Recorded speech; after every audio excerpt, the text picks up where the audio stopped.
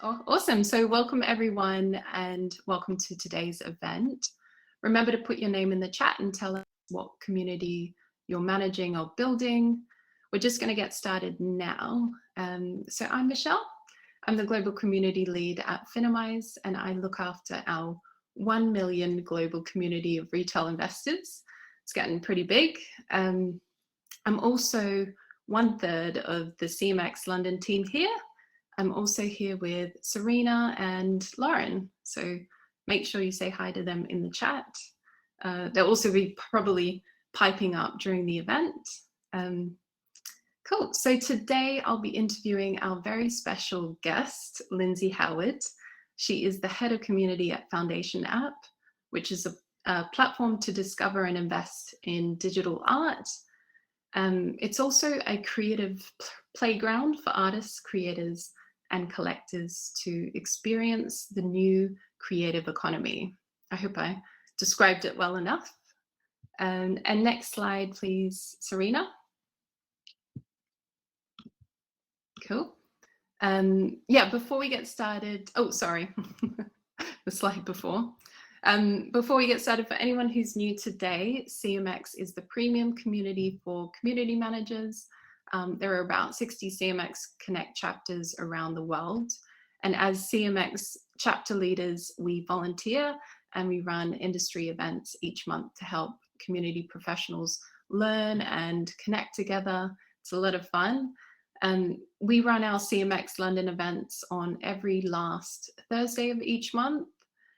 So stay tuned to hear about the next event, which will actually not be on the last Thursday of every month. But yeah, just as a reminder about today's session. So if we can go to the agenda.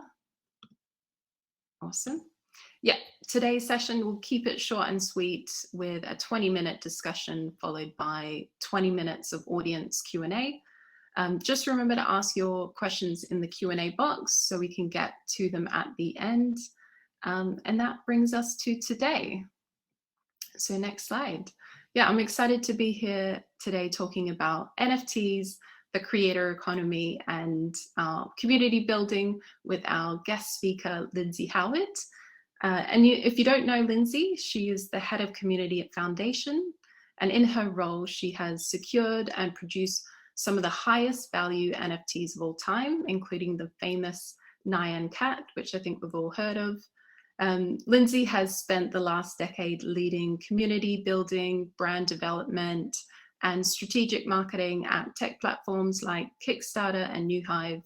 And she's also launched huge brand movements that have resonated widely within the art world and online communities alike.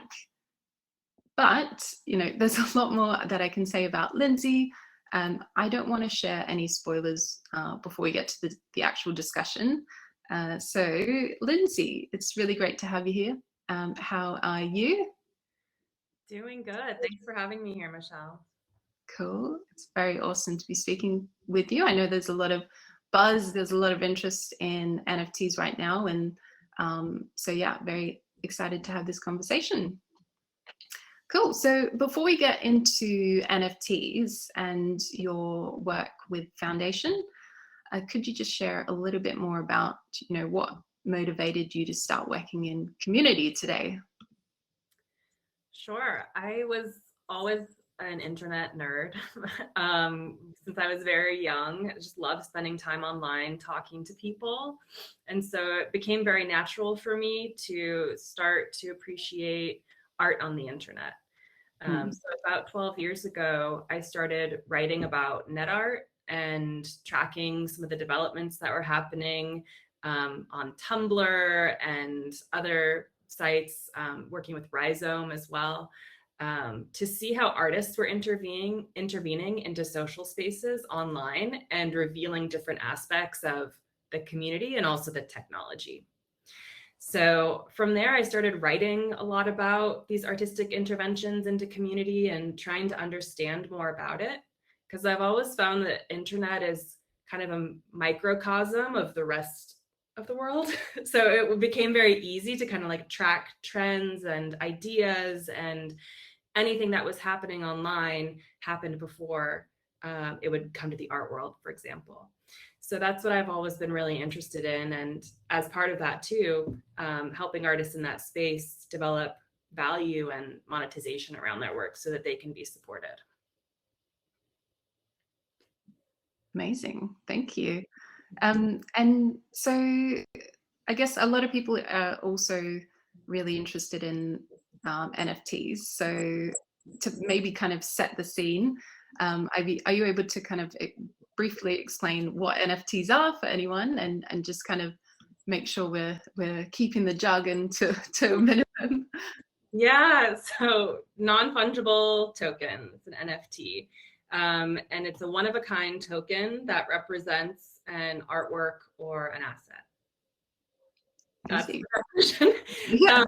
And what that means, like practically, is that if you have an artwork, you can assign basically a token that represents that work on the blockchain. And because it is unique and scarce, it has value to it. And I should also add that this comes off a long series of experiments that artists have been doing in this space to try to monetize their work. There's an artist named Raphael Rosendahl who sold browser-based artworks by selling the domain name, because he realized what's scarce on the internet, the only thing really is a domain. So he would transfer the domain to the owner, and that's what he saw was creating value. And all these kinds of experiments that artists were doing, they never really caught on to the extent that they could really make a living doing that. So the introduction of crypto and NFTs is actually like a scalable solution that has helped hundreds of thousands of artists be able to sell their work at scale. I mean, this year alone, it has boomed. It has really, really boomed. And you've worked on some incredible projects. Maybe you could kind of share a little story about one of them. Yeah, so we on Foundation launched in February, and since then we actually just celebrated over $200 million worth of sales, which is awesome. As someone who's been working with digital artists for over a decade, to see that one big number, but also what that means on a practical level for artists who are now able to put a down payment on a house or pay off student loans or something, like all those kind of personal details that get lost in the bigger narrative are just really moving and exciting to see. Yeah, there have been some stars in this space in the last year. One of my personal favorites is the Nyan Cat sale in February. At that point, digital art was the main kind of NFT that was out there. It's still the most prominent category, but I was also really interested to see how other types of material that I know has value on the internet could be integrated into the space and find value. And Nyan Cat was interesting because that was the first meme to be sold as an NFT. So what we saw as a result of that $600,000 sale is that there were all these meme creators who came out and said, wait, I released this image, it has 800 million views, like I've never been able to monetize that or benefit from it.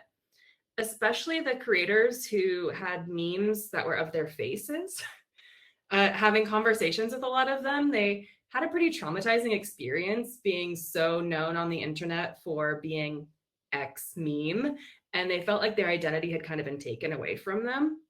And so for them to come back and say, I'm minting this image as an NFT, and I'm actually the one who's going to receive the value for it, that was really galvanizing for our collector community and also for other creators who want to actually be able to show that they are the origin of this meme. So Nyan Cat was really interesting. Another category that I worked on is political NFTs, or what I say is, for lack of a better phrase, collaborated with Edward Snowden and the Freedom of the Press Foundation to create an NFT that benefited their efforts to support journalists. So being able to support artists directly, but also to support really good causes directly has been another really interesting and important output of how we've been thinking about NFTs. feels like the NFT space has really given so many people opportunities, and yeah, it's just such a powerful thing for good. I mean, so far that's all the stories I've heard, but yeah, it is like a big win this year. Yeah, and I think a lot of artists are so interested in thinking about where they can make donations to good causes, because with NFTs, for the most part, they're not required to give 50% to a gallery or to a record label. So it changes the power dynamics, where now they're able to think about, okay, if I'm not giving a percentage to an intermediary, I want to use that percentage to donate to Planned Parenthood or Freedom of the Press Foundation or other causes that are important to them. Yeah, I think that's a big step. Yeah, so it's been a process of also, onboarding artists, onboarding collectors, and then also working with nonprofits and institutions to onboard them as well, because artists have indicated they really want them to be here. They want to create this supportive network. And at first there weren't really art critics or like writers in the ecosystem, and artists talked about how much they really missed that. So we're starting to see more like critical writing and engagement in this space as well. So there are a lot of different actors in this ecosystem, and I like to think of it, as I'm sure many people in this chat do, is like, its foundation doesn't have just one community. We have a lot of different communities. And so finding ways and language to connect with each of them is really important. Definitely. So yeah, I guess moving on to foundation, do you want to give us a bit more description around how community works there? Yeah, so foundation is as Michelle said, it's a platform for NFTs where artists can mint their work on the Ethereum blockchain. So our ecosystem includes creators, collectors, enthusiasts, critics, all kinds of community members. And so what we try to do is give them a lot of different ways to engage. Obviously, artists are here mostly to make money, but they're also here to contribute to the technology. They're here to contribute to the ideas that are around this space. So we have the foundation.app, which is a site where you can upload your work. You can also follow people. And then we also have our Discord, where we have a number of channels set up for different types of engagement. You can share your work. You can talk about different themes and ideas. You can share articles that are interesting. So we try to open up that kind of social space for people to be able to connect with each other about their work, but also just more broadly about the things that they're interested in. We also have our social channels, which are mostly curated. And then we feature artists' work there as well. One of the crucial community decisions that we made early on was to create a peer-to-peer invite system. So some of the NFT platforms are tightly curated, where you have to submit an application in order to be on the site. That felt a little too strict. The other end of the spectrum is you open up the site for everyone, and just given where the product was at the time, we weren't ready for that. So we decided to, given my experience as a curator, knowing that artists always know the best artists, come up with this system where we selected the first 50 creators who were on the site and gave each of them 5 invitations. And then when another person sold a piece, they would get 5 invitations. So the community grew very organically through this kind of artist-to-artist, peer-to-peer invite system. It also created a little bit of hysteria of people like, how do I get an invite? How do I get an invite? So this like desire to get in and like, who has one? Because there wasn't a centralized source of one curator who was stamping you into the community. It was anyone who was on foundation who had participated could get in. And so it decentralized that access. And I think that is one of the major things that contributed to our growth early on. Yeah, I think, making things feel a bit more exclusive in that way is really helpful to make sure people are properly engaging and I guess more excited to be on the platform than anyone that just gets any old invite, for sure. And then it makes those artists also feel like they have ownership too. Like, oh, I'm feeling responsible for this community because I'm sending an invite out or choosing not to. And how they decide and make that decision is like, gives them more buy-in to where we're eventually going. Yeah, definitely. Cool. And so you mentioned kind of the people that are a part of your community. How do you motivate your members? So we're lucky that there's a financial incentive baked into NFTs. And that kind of alignment is very helpful, but it also needs some direction and coordination with it as well. We wouldn't want to make a system that's purely driven by finance or financial interest, because that would make it very dull quite quickly. And we've seen that happen with some DeFi, decentralized finance projects. So we did want to make sure that the people who were here at the beginning really cared about the community, really wanted to participate, and were there because they cared about each other, because they cared about the work. And then it's an added bonus that there is a financial incentive there as well. But yeah, that's probably the best driving factor. That's a fortunate thing that we have. I think that's really tipped the community world on its head right now, because, you know, finding something, you know, worth people hanging around, worth people engaging, that's something that a lot of communities struggle with. And you guys have that like built into the core product, really. Yeah. And it's something that, you know, when you go on Instagram or Facebook and you're uploading images, you no longer own those images. They're not yours anymore. So that's what's interesting and maybe kind of controversial about NFTs and crypto, is that when you mint an NFT, it's yours, whether it's on this platform or that platform. And so being able to have that kind of ownership and autonomy is something that I think could really disrupt some of these like larger systems that we've become very accustomed to. Like that. And so what are the specific metrics that you use in your community to measure?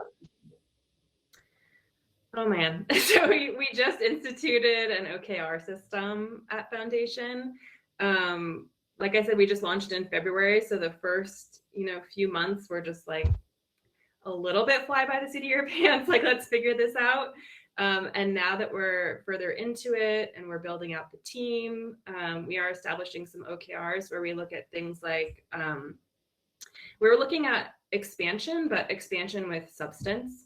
So we don't want growth just for growth's sake, but also making people who are here, like I said, are really engaged and contributing. So that can mean, quality of conversation, or that can mean features. It can mean demographic and geographic information about how we're expanding our community, and then also retention. So are people coming to Foundation and having a good experience and they want to continue to contribute to the dialogue, or are they realizing that they don't want to be there? So those are the kinds of things that we care about and want to track over time. Cool. Yeah. Is there any specific, I guess is with OKRs, how would you get them to feed back that success rate? Yeah, so with the OKRs, we do that very collaboratively within our team. And so we have a director of creator relations, director of collector relations, a communications director. And so we're looking like really across a lot of different domains and tracking data with those different categories to build like a broader picture of what it means to create community. So whether we're seeing growth on creator side or collector side, the types of articles, the way that people are talking about Foundation, kind of sentiment tracking, all of that is good input for us to better understand what's happening in the community at a really large scale. When there were 50 artists on Foundation, it was very easy to get a vibe check. And then the Discord quickly grew to now about 60,000 people in it. And so we are now realizing like, oh, we need to lean in a little bit more on data to understand it. But data alone is not enough, right? Like we know that too. Like we need to develop our own intuitions and really be out in the community and talking with people constantly to like really understand any pain points and feedback and make sure that there are channels for them to contribute that. Yeah, definitely. And so we've got the Slack channel, and you've launched probably in the middle of the pandemic. Have you gotten people to meet in real life, or how do you help people gather? This is a brand new thing for us, actually. There was a conference called NFT NYC a couple of weeks ago, which was the first time that I've actually ever met the rest of my team at Foundation. Many of us came together and had never met during the pandemic. So we all came together and met a lot of other teams and people in the crypto space more broadly. So we hosted a cocktail hour in collaboration with another community, Friends with Benefits, in NFTs. And so they brought kind of their friends and fam, and we brought ours, friends and fam, to just kind of mingle and get to know each other. And then we also are working on hosting some performances and just trying to think about, what are the aspects that make Foundation unique? It's really this creative and unique creative voice. And so we want to be able to bring those artists and support them, whether it's like a gallery exhibition or live performance with a musician, and allow our community to come together in that kind of energy as well. Yeah, I mean, that sounds amazing. I would love an invite to that. Sure, Michelle. So I guess also, how big is your team, and how does that work within the business? Is it just you? It was for a while, yeah. So the team started getting built out toward the end of the spring, and we now have about 25 staff in total at Foundation, and there are 6 on the community team.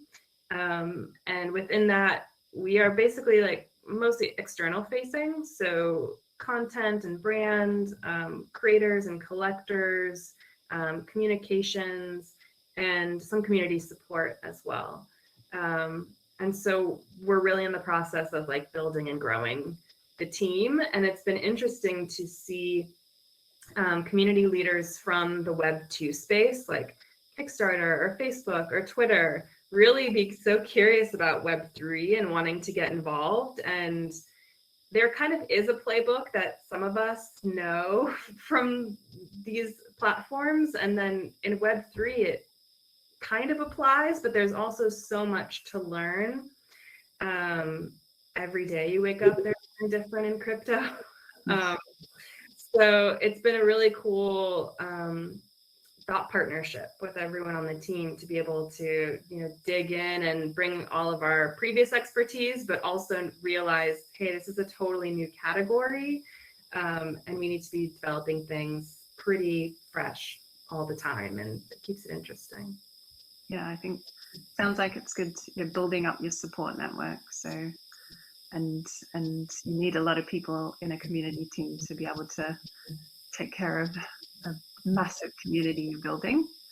And so I think one of the questions that I've really thought about for a while is like, how does community make that NFT project more valuable? Yeah, I mean, community is everything. I might be biased in this, but community really helps create value around the work because it creates a context, especially like if you're looking at the traditional art world where you have a curator or a museum saying this work is valuable or this work is important, this work should be historicized. In a decentralized context, what we rely on more so is consensus. So a group of people to come together and say, we really value this work or this artist, we really care about this, we want to support this. So at least having 2 people is kind of what you need in order to create kind of momentum around a work and interest. So that's been one of the probably the most challenging things about helping artists navigate moving from the traditional art world and galleries into this Web3 context, is understanding like this is a very social experience, and that's cool. And once they get into it and kind of loosen up on some of these old hierarchies or ways of thinking, I think they start to really have fun with it. And now they're totally down the rabbit hole and like very engaged in the broader community. It's just a very different way of doing things and approaching art and value online. And so they're like, it's almost like them becoming, you know, big rock stars, and they've got this community around them that love their project. I mean, how do you support these artists? Do you do any kind of training for community building or anything like that? So we have a help center on Foundation. It's help.foundation.app, where we've tried to write down everything that we know so far about how to build a community, because we were doing a lot of conversations with artists directly, and then we started to realize that there are some patterns that were emerging that we wanted to share with our whole community. So we put a lot of effort into our help center to share out guides to promotion on Twitter, guides to thinking about your first NFT, and make those really available so that everyone has equal access to those resources, the same they would if they were on a phone call with any of our team for a couple of hours in advance of it. And it's about, there is kind of a little bit of a rock star element, but I would say it's very, it's equitable too, that if there's a moment where an artist is really selling their work, what tends to happen is that then they go to bat for another up and coming artist right afterward. So they use that kind of social capital that they've been developing to help uplift other artists in this space. I wish I could take credit for this, or that Foundation could take credit for this, but this is actually just artists being artists and what they do. But we've seen it happen enough times that that kind of forward thinking and lifting each other up is just like very organic to the way that they think and the way that they build together. So that's very cool to see. Yeah, very cool. And a community within a community, really. Yeah, the whole other collector category and like archetype for us is artists who become successful and then they become one of the top collectors, and it just is very it's very heartwarming. Very cool. I mean, I don't want to take up too much time asking you all my questions, but I do have more, but maybe we can move on to the Q&A with our last kind of like 15 minutes. Do we have any questions come through, Serena? We do. We've got 6 questions in there, including some ranking. Did you want to read them out? Or what have we got? Okay. I can read them out. So in terms of top ranking questions, so let's start with, what's your elevator pitch for NFTs to artists, please? The elevator pitch for NFTs is probably something like, do you want to keep giving away your work for free on the internet, or do you actually want to be compensated for the beauty that you're putting out into the world?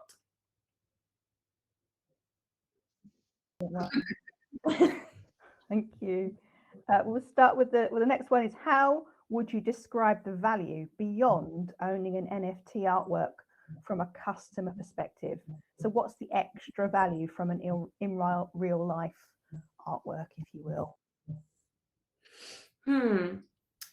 I think I have my own answer to this, but in this space, there are a lot of different ways to think about this. I wrote a piece on different collector archetypes that's on our blog, which maybe I can share in this chat afterward or send after the talk, which articulates some of the motivations for why collectors are here. One of them is that some collectors look at the NFT space and think that this is an opportunity to establish new like cultural paradigms. So if you look at the art world, you think, okay, the ship has sailed on trying to create a market around women artists or queer artists. And in the NFT space, I can go and spend the capital that I have available to me to really establish that this is important and this is something I care about, and attempt to create some kind of generational wealth. And so we're seeing that, which I call kind of like activist collecting.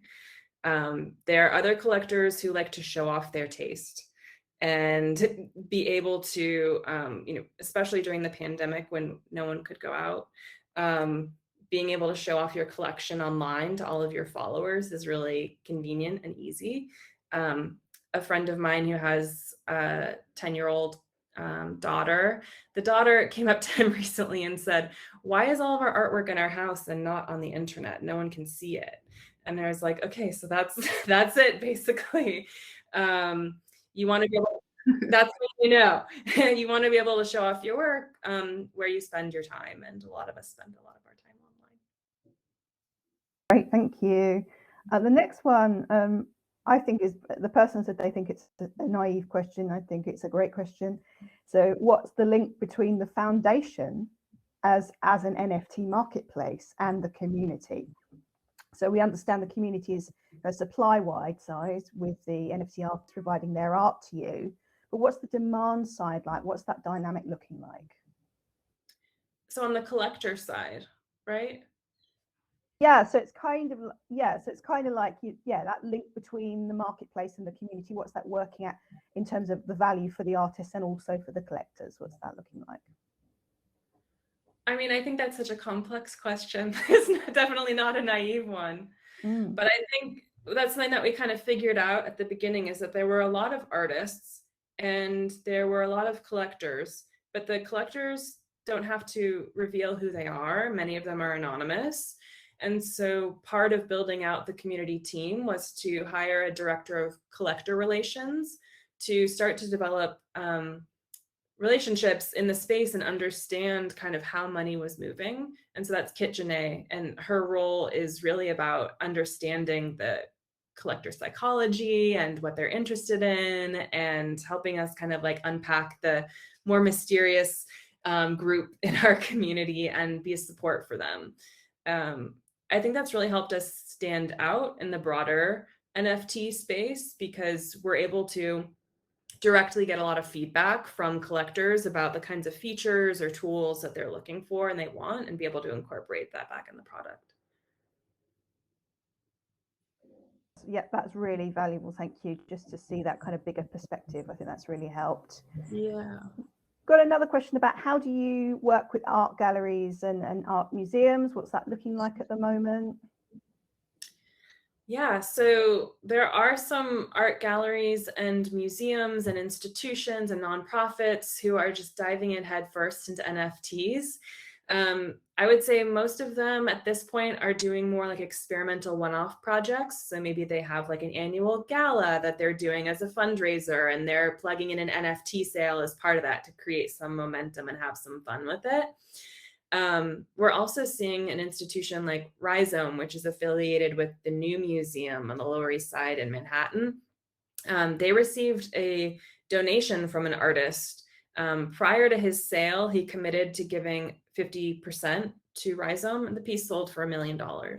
So that was the largest donation that Rhizome had ever received in their history, $500,000 to help them commission more artworks. So I think there was some initial reticence, just not really understanding the tech, but now I'm seeing a lot more commitment to digging in and seeing how they can contribute.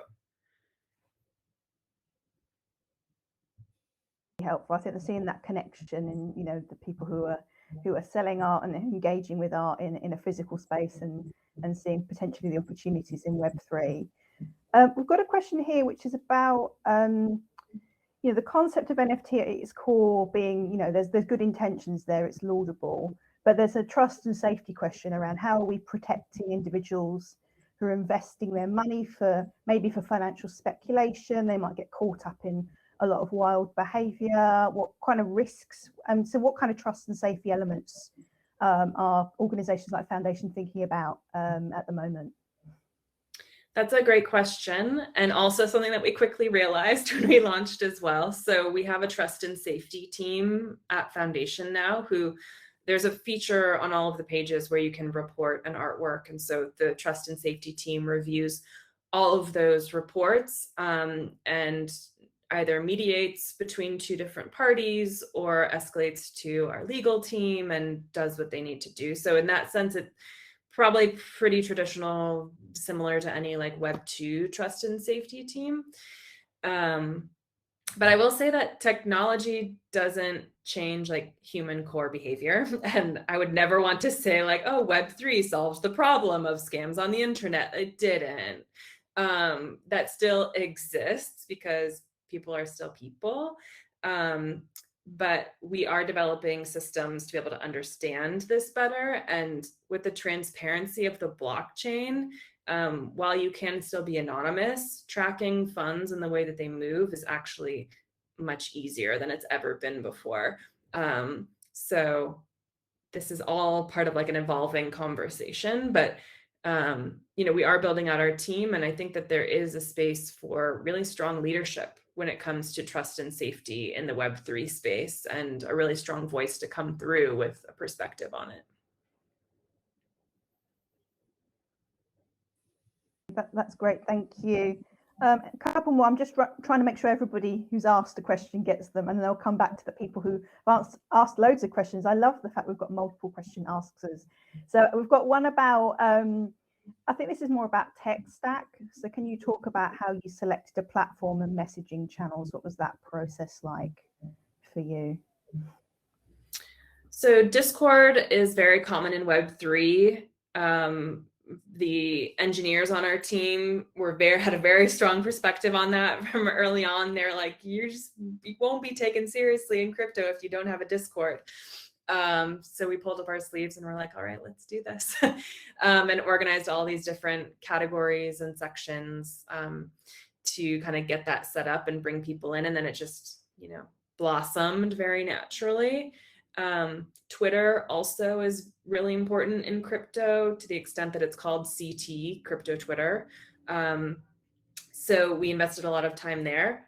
Our inclination initially was like, let's go on Instagram because that's most visual, that'll pair the best with the artists. Instagram is probably the third driver of traffic at this point, but it's really these more social and communication channels that are most effective, at least for the NFT space.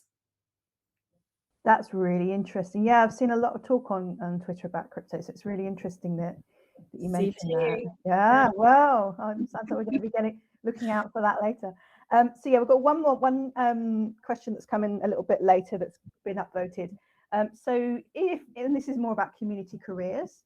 So as someone, if somebody's from a traditional community manager background, traditional kind of verticals, how would you recommend them becoming more familiar with Web 3.0 in terms of career development, understanding that space, etc.? Coming to events like this one. I also think popping into the Discords of the kind of major NFT platforms is a good way to just kind of get started. There's some good conversation in there. But it's really one of those things where you can't buy a book to understand it. You just have to get in and start talking with people. Invite people to a Zoom, meet up in person. There are like starting to be some events. There's going to be some in Miami in a couple of weeks.